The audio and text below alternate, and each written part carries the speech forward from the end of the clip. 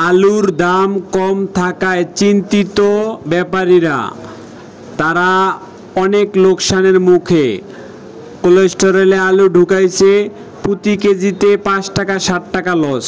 আপনারা দেখতে পাচ্ছেন আলুর দাম সবচেয়ে কম এবছর আলু বিক্রি করা হচ্ছে আড়তে।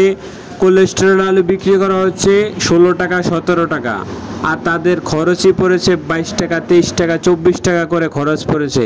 তাই জন্য লোকসানে এবার আলুর ব্যাপারীরা। শ্যামবাজার আসলে দেখা যায় প্রচুর আলু, আর এগুলা বিক্রি হয় একদম কম দামে। আপনারা দেখতে পাচ্ছেন প্রচুর পরিমাণে আলু রয়েছে আলুর ঘরে। আর আলুর ঘরে যেটা নিম্নমানের আলু একটু খারাপ, সেগুলা বিক্রি হয় 5 টাকা 6 টাকা করে। আমরা দেখতে পাচ্ছি ব্যাপারীরা বসে আছে এবং তারা বিক্রি করছে আলু। এগুলো হলো স্টোরের আলু, এই কোলেস্টেরলের আলু।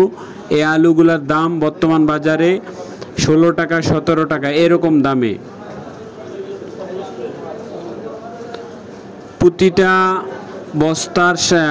টালের সামনে তাদের স্যাম্পল দেওয়া আছে, যেটা ব্যাপারীদের পছন্দ হয় সেটা নিয়ে যাচ্ছে। আমরা আছি বাণিজ্যালয়ে, বিশাল বড় একটি আলুর ঘর। এই ঘরে প্রতি দৈনিক প্রচুর পরিমাণে আলু বিক্রয় করা হয়, প্রচুর মাল।